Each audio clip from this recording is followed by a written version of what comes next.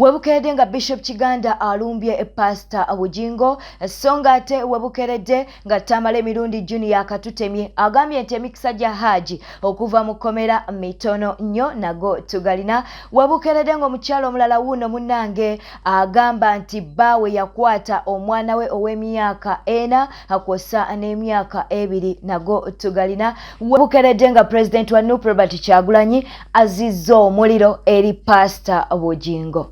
Webukeredde nga ebya Sheebah kalungi tebinnagwa obadde okimanyi nti yeyeetega omusajja omufumbo nago tugalina. Ago n'amalala mangi mukwano ge tukuleetedde olunaku olwaleero. Ky'olina okusooka okukola kwe kuba nti nolikinga vidiyo eno. Bw'omaliriza okulikinga subscribinga eri gwe atanaba kuba nti nate osubscribinga nyiga n'akade ka notification kakuyambako buli we tuba tutaddeyo amawulire. Teweerabira okuleka obubaka bwawo mu comment section ojja kubanga otukoledde ddala bulungi. Kale tandikire wa Bishop Kiganda avuddeyo n'abeera nga ate alumba Pastor Bujingo. Nsonga ki? Nsonga munnange az'okuba nti n'atandise okutyobola ekituuti, atandise okutyobola obuweereza. Kakati okusinziira ku Bishop Kiganda avuddeyo n'alyoka agamba nti oyo temumunenya, Bayibuli munnange yagyokya, y'ensonga lwaki munnange ebyawandiikibwa bisoma kifuula nnenge.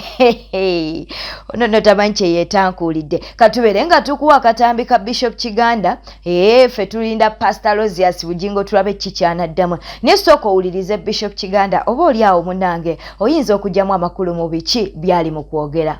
Oba oli awo kibadde kikukolimya nga butamanya Bayibuli ate ekizibu we kiri abamu ku mmwe Bayibuli zammwe mwazookya. Kati tulina bayamba buyambi mu linnya lya Yesu. Baluumi 12:14 soma. Musabirenga ababayigganya. Mubasabirenga. Mubasabirenga. So temukolimanga. Akongotta ku ddoboozi ng'okwogera ati. Mubasabirenga temukolanga mutya. Kale kangongera olulala kubanga Bayibuli nga ndi obujulizi bw'abantu ababiri oba basatu bukakatenga. Enjigiriza tugisimba ku kyawandiikibwa kimu, tugisimba ku byandikibwa ebisukka ku kimu. Kati nsomera ne Matayo 5:43-44. Agamba, but I say unto you, love your enemies. Matthew 5:44. But I say unto you, love your enemies, bless those who curse you, do good to those who hate you, and pray for those who spitefully use you and persecute you. Atoka tukuyongerako ky'omulokole ng'omaze okutegeera ebyo. Ngambira ne baakulina ndi bye badde otandise okukolima biveeko tubisazizza mu linnya lya Yesu. Awulidde? Webukeredde nga munnange Tamale emirundi Junior akatutemye nti emikisa gya HAJJI ali okuba nti no munnange ava mu kkomera gyakendedde oba gitandise okukendeera. Ono n'avuddeyo n'alyoka agamba nti HAJJI yali asobola okuwangula omusango guno naye bawolola abamuli okumpi. Mbw abantu abo abataasoma abamuli okumpi be bagenda okuba nti nate baleetera omusango guno okuba nti ajatizuula aguwangula. Wuliriza Junior. HAJJI alina emikisa mitono okuwona. Sinamanya. Nkubuulidde nga alengerera ewala. He has less. I'm not saying nti yakwata naye nze I've round up the whole situation. Obitunuulidde. Wembitunulira okuva gye byatandikira ne gye biyinza okuwunzikira. Saidi ya HAJJI erina okulwana ennyo kubanga saidi ya HAJJI yandi yayina point. But bana batasoma bano bansaimo wewalanga nnyo okubeera mu basiru ng'oli mugezi anti babatwalira wamu. Babasoma bagamba basiru bali. Kati kabeeredde ne bali nga be bamuwagira. Nze HAJJI singa n'abantu ab'omuzinzi. Ab'omuzinzi. Naye kati ng'ogyeko Honorable Nsereko is a lawyer because Honorable Nsereko is a lawyer. He's practicing law. Whether HAJJI is guilty or innocent, that is the law. Yali mukola. Ge mateeka ge yasoma lawyer ne bwakusanga ossa omuntu agamba nti ogwo tojja kukola ki guwangula wawe gwe mulimu gwe ge yasoma ate era lawyer ne bwakusanga nga oli innocent era asobola okukola ki so Haji saidi ye yali nnungi nga naffe abategeera twagala okugyegattako naye onoonya wootandikira ko oba oyogeddeyo ekyamagezi kimu omusiru ng'afubutuka eri they water down the ingredients of this buli kimu kati nange saagala nnyo okuntwalira mu kategoriyo manyisaimo tulina future ffe tukyali baana bato tukyalina ebiseera by'omu maaso so ebintu ebimu kati saimo biraba n'obitunuulira n'obyesonyiwa n'ogaa kati oba bino kati bintwala wasofe tetulina oludda lwaffe bwe bwenkanya ku saidi ki zombi naye nga right now saidi ya HAJJI eriko waggulu kusinziira ku ngeri gy'olabamu daasirika. Webukeredde nga President wa Nupreba Kyagulanyi Ssentamu avuddeyo n'abeera nga addiza omuliro Pastor Bujingo. Ono naye avuddeyo n'abasabira essaala enkambwe. Essaala eno munange gy'asabye egenda eri President Yoweri Kaguta Museveni ate era n'ebeera nga egenda ewa Pastor Aloysius Bujingo katubikuwe. Saba Katonda wangaze Museveni oyo amulage nti siye Katonda. Njagala amulage nti Katonda abeera wamu n'abeeyisa obulungi. N'abo bonna bakozesa oba basanze mu baweereza ba Katonda oba basanze mu mizikiti oba basanze mu ekereziya n'abo bakozesa okusabira abantu esaala embi. Nsaba Katonda abawanguze abawangaze sibawanguza abawangaze atukolere byonna byatukolera nga balaba. Babeerewo tuwa obujulizi nga balaba. Babeerewo tubagambe temwalinga Katonda ne gwe mwaweerezanga teyalinga Katonda. Katonda bino byakola. Nkimanyi nti olunaku lumu nga tukyali balamu Katonda agenda kitulaga. Katonda agenda tuteera emmeeza mu maaso gaffe mu maaso g'abalabe baffe. Abataategeera Zabbuli 23 Katonda agenda tuteekera emmeeza. Katonda agenda tuvimbisa maaso g'abalabe baffe. Katonda agenda tuwanika ebbango mu maaso g'abalabe baffe. Agenda tuvimbisa mu maaso ga Museveni. Agenda tuvimbisa mu maaso gaabo ababaka ba Sitaani bonna abalage ti Mukama abeera wamu n'abo abamwesiga. Webukeredde munange ng'omukyala wuno avuddeyo mu maziga g'ekitalo n'akyatula nti munnange omwami we abadde akozesanga abaana be abawerera ddala 2 abaana ab'obuwala okuli ow'emyaka 4 n'ow'emyaka 2. Myaka 4 years n'emyaka 2 years nti munnange daddi waabwe abadde abakozesa. Omukyalo ono avuddeyo n'ayogera mu bulumi obw'ekitalo mu maziga mangi nga gakulukuta munnange n'abeera ng'ate akyatula nti omwami we abadde akozesa abaana be. Yakitegeera atya mbu munnange omwana we ow'emyaka 4 yamutuuza ng'alaba omwana embeera ze zitandise okuba nti nate zikyuka. Kaakati munnange omwana n'akamutema nti ali emabega w'ebyo byonna ye daddi we oba baw'omukyala ono. Bitabuse nno tukuume abaana baffe. I was changing my daughter, my 4-year-old daughter, and I noticed that when I changed her, she was red and very sensitive.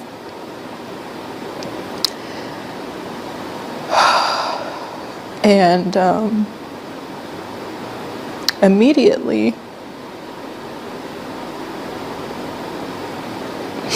my first thought was, did someone touch her?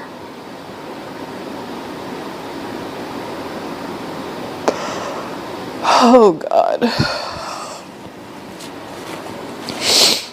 Gosh.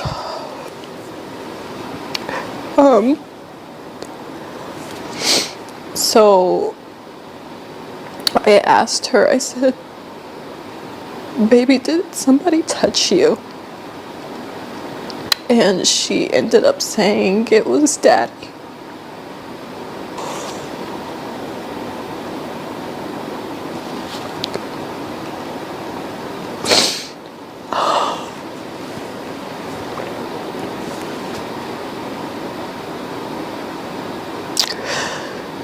I felt like my world ended on that day.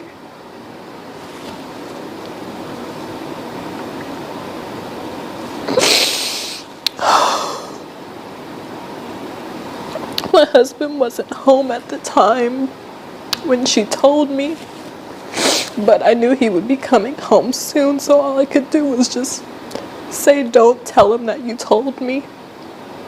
And I just instantly started trying to think of how I could get my kids out of the house, because I knew if I confronted him or asked him about it, that he would just lie, and that he would probably just continue to keep doing stuff to her, but just become more covert or more sneaky or whatever. As soon as my husband got home, he was actually picking up the boys from school, my 2 older boys from school. As soon as he got home, I told him that I was gonna go Halloween shopping with my sister because I just needed an excuse to get out of the house with all the kids. And I knew if I said something like, "Oh, I'm going to the grocery store," that it would be suspicious. Like, why am I bringing all the kids and like packing things, like things that we would need and things like that. So going Halloween shopping was the best thing I could think of to just hurry up and get the kids out of the house. I'm sorry, I had to get myself together. So when I got to the hospital, they basically told me that we had to go to another hospital because they didn't do physical exams, like that kind of physical exam there. So a police officer escorted the kids and I to another hospital where they were able to evaluate my daughters. It ended up coming out that he had actually been touching both of my daughters, who are only 2 and 4 years old. Bwebite webiri tukyagalina mangi, subscribinga, likinga, atereka obubaka bwawo mu comment section. Tugenze wa Sheebah. Ebivaayo munnange biraga nti Sheebah ye yeetega omusajja omufumbo.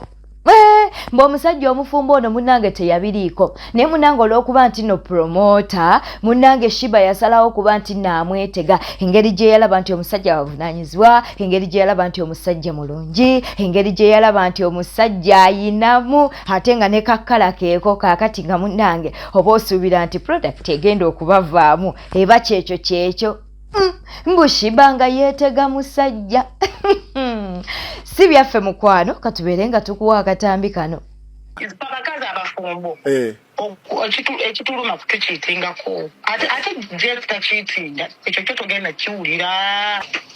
Naye odi eyo yayisize etya bana Diana ne mikwano nga bono ogamba nti kati kumpadikisa nga gwe nankunyumiza ekintu ng'owakana nazo mututakete nenzenze ki omwana agasimula kati gw'olumala n'ogizunza nga mmwe emperekeze omwana tumwanirizanga ffe emperekeze wa famire naye nga tetugenda gawawaaza nnyo ngazunza tuba twekuba jjooka. Okay, so kati era oba obuwulire era ndani mwabugobyeyo eno teri nakimanyi teriyo teri abaliko wadde kitegeeza temugenda muwoowa Sheebah wabula osesa mukwano Nonyo kubangiddeko bemperekeze owange mukukuwa. Sheebah tasobola naawe uno omwami ali married bulungi nnyo ate tetasobola kale musiraamu naye tasobola kuddamu anti Jeff musiraamu tasobola naawe kola ebyo takataka oyo owokubeera n'abakazi omwagala mufuula bahaji bano. That's not his character. Kale Jeff mumanyi kyali. Jeff kyali wa omusajja ali humble. Kale katuko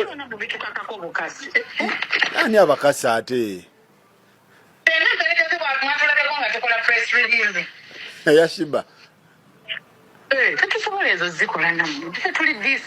kale Jeff da cheatinga era Jeff bamwetega bwetezi. Jeff ali very humble era wabakomye kwawo abatu wekifaananyi ti Sheebah yava gye yavudde Uganda n'agwa London awo nga ayina emiguwa ayina empingu ayina n'ebiwekeweke bye yawa Jeff ebigenda okumuyimusa ng'amusibye Sheebah yekakatikeko ku Jeff anti okusinziira ku kifaananyi emperekeze kyeyagala okusiiga nti yamwekakatikako bwekakatisi kyeyagala okusiiga anti atugambye Jeff gwe bamanyi takola ki tachiiti kitegeeza abatusigira kifaananyi ekyo nti Sheebah buli kimu yakyekolera neyekakatika ku musajja okwetega wetegeera muntu ali redde kutegulwa nedda yes tambi nedda yes kijasobola era ekyo kyo ndifendinga abakyala okwetega yes bayinza okwetega naye singa omukyala ajjaawo neyeetega nga nze ndi wano singa eriiso ligendayo nentegulula so kitegeeza Sheebah kye yali ayingiramu yali akimanyi bw'aba ODN egamba nayagala kubeera part of this family gyotegedde nti ono mufumbo ate gw'ogamba oti oyagala beera kati kyesimanyi oba ODN yaliwo ng'amaze okuconcevinga nga relationship egenda mu maaso oba nga tennaba tulina okwebuuza lwaki amukubira in the first place. Sheebah yakubira Diana nga emperekeze bwetugambye lwaki amukubira mwate mukwano gwa Sheebah yata akatambi kubanga mukwano gwa Diana kitegeeza relationship was going on already. Naye kye yakola kituufu ekyo kyokuyingirira munne kakati mukama wange love love kintu bayita love ate waliwo love emperekeze bwegamba emperekeze soko gireke love gwe bayita omukwano teguliko boundaries. Okay. Omukwano gwe bayita omukwano gwo gulwananga gwo kubanga gulwanisiza feminist Sheebah n'atuuka ekiseera nga alina okukola kyalina okukola mu love you have to be selfish. Webukeredde ng'ebya Phoebe munnange si birungi. Ono nno munnange abaana ku mutimbagano batandise okusabula omwami we. Batandise okusabula omwami we nga bagamba nti munnange ayina endali. Bwe batyo no ebavuddeyo ne balyoka nga bagamba. Kakati munnange Phoebe kwe kukola video n'alyoka agamba nti ensonga lwaki akyakwesa omwana we be bantu ab'emitima emibi. Yagambye nti abantu balina emitima emibi yensonga lwaki akyakwese omwana we. Mbwolaba muvuma bbaawo atalina ndali olwowaana ajjayo omwana we omulungi temumuvume mbu munnange abantu ku mutimbagano omwana ne waba talina kamogo bo bamusabula busabuzi katukuwa akatambi kano. Kati olabe eyo komenti yendetera okwongera ddala okwekera ddala amazing kubanga I cannot stand this. How can you tell my beautiful Amma the eyes are confused? You even saying Daddy Amma doesn't have those eyes you're saying. You guys, can you settle please? Because sometimes you play on neku ya mutima njagala nchibakolere kaka chatene mochono atera nenzirayo. Because I cannot stand that. My baby is so cute, you guys. You cannot stand her cuteness. Oh my God. Ate wagena kunyiga. Walala. You guys, you don't know. Buchira bika baby ali na confused. You guys, you can mwangambe damu twaguza katanda. Choka katanda kabaddenga awo ngana amazing tanaja. Olufuddeyo nenjogera katanda ati amazing tacha akagala. Akabaddeko omwezi mulamba. Nechitundu tobiwulidde n'okomentinga bitakuwabula gwe. Bwete tambudde badde mulabi mulungi wabale kwekumira ku News Park channel, subscribinga, likinga, atereka obubaka bwawo mu comment section. Beera bulungi, weeraba.